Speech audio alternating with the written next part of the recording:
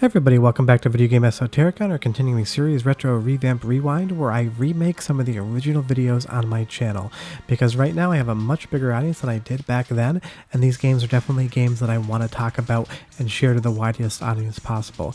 And today we're taking a look at Beastbusters Second Nightmare, released on the Hyper Neo Geo 64. I absolutely love this game, and I would say it's one of my favorite video games of all time. Granted, I have a very nostalgic history with it. Before we get too far involved, if you do me a huge favor, go down below, hit like and subscribe, and that notification bell definitely helps us out. And if you feel so inclined and want to support the channel, we have a Patreon link down there as well. Now, I've talked about Beastbusters previously on the channel, and I did an entire series on how to convert this board over to JAMA. And that is all because I absolutely 100% had to have an original PCB of this in my collection. This is running off real hardware, like 90% of the videos on my channel are. Not only is this an amazing, I'm going to call it a light gun game, but it's an XY coordinate gun game, but it's just pure nostalgia for me.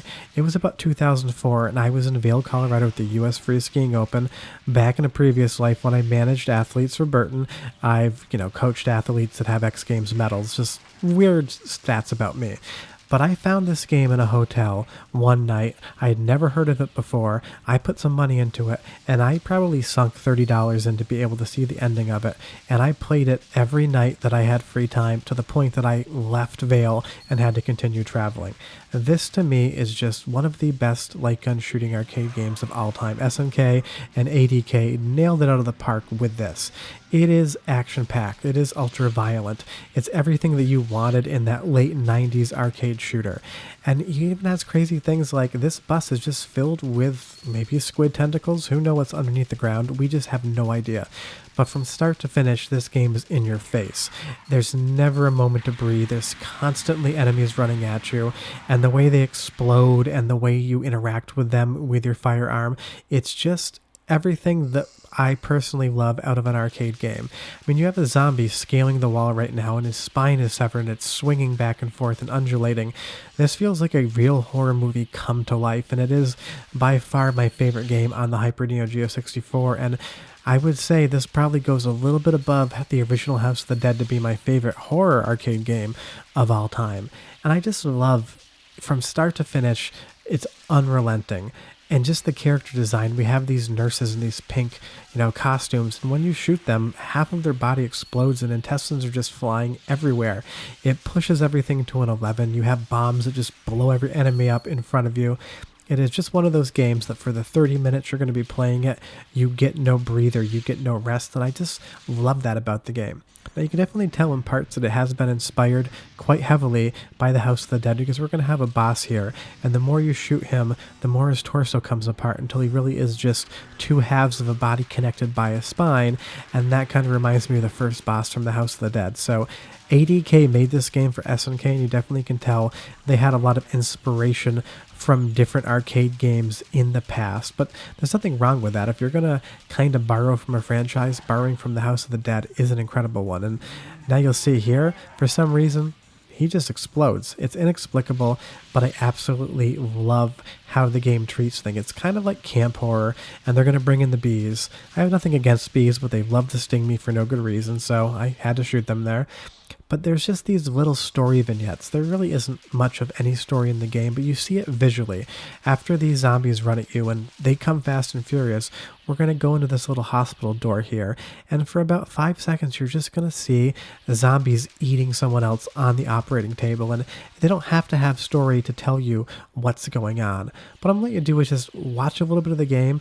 The volume is sort of low because you need an audio amplifier with this board, and I don't have it, but watch maybe 30 seconds to get a sense of what the game's doing, and I'll come back and continue to tell you why, if you're into arcade collecting, you should probably buy this board. But I'll be right back.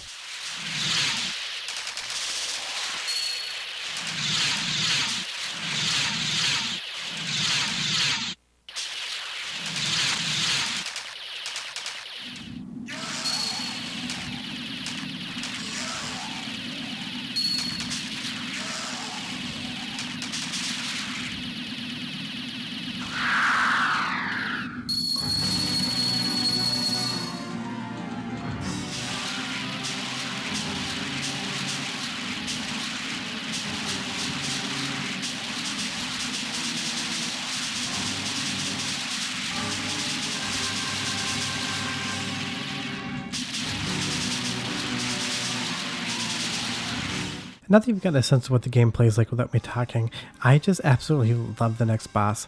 I don't even know what it is. I'm going to say that if you were at the Goldfish Cracker Factory and some mutagen got out and decided to mutate the crackers, this may be what you get. I know it's a very weird comparison, but it's always what I see. It's a giant green, like half frog, half goldfish looking character who shoots out these smaller, flying, fanged goldfish monsters. It doesn't really matter what it is. What I love is the creativity in this game. All the character models are just really detailed, really strange, and it's something that I've never really seen before and don't really expect to see anywhere else. Although honestly, if SNK decided to release a new Beastbusters game as an arcade game or even a VR game, I would buy it well before day one. I'd buy like 2 copies just to make them happy and maybe compel them to make a 4th. That's how much I love this game, and the reason I'm talking about it again is 1, I just want more people to know what the game is, and 2, I just recently got in that Samurai Shodown 64 Hyper Neo Geo prototype, so I put this back on my TV and played it some more because I just really get the itch to play this game. And some games I collect, I don't play them that often. I'll play them, once a year, maybe once every 2 years, just because I've loved them, but I don't have the need to continually revisit them. But Beastbusters, honestly, it's something that I should probably just keep hooked up to a TV, so when I do want to play it, it's ready to go, because I could play this once a month and just be happy with it. And now we're on to the final boss. If there's one complaint I have about the game is just that it ends. It's your average length for an arcade game, but honestly, I could continue to play another hour's worth of Beastbusters and be 100% happy. Now, if you do want to play this game, you have to buy an original board, and you have to wire it up for JAMA because it is a custom board. Hyper Neo Geo 64 emulation is not very good. You can definitely check the game out on MAME. It's going to have a lot of sound issues and some graphical corruption, but I do know people, I believe, are working on getting that emulation better, so hopefully one day you are able to play this game from start to finish the way it was intended.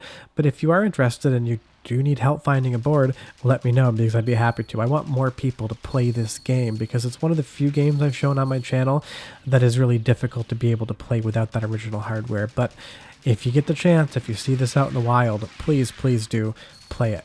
Short of that, we will be back with another episode of Retro Revamp Rewind when I feel like it. It's a series that I kind of just put up when I feel inspired to talk about one of my previous videos. But if you have any questions or comments, so leave them down below. I love chatting with you guys. And if you could do me a huge favor, go down below, hit like, subscribe, and that notification bell, and definitely helps us out. That giant asteroid just destroyed half of the city, and we ride away into the sunset like nothing ever happened. Short of that, thanks so much for watching, guys, and we'll see you next time.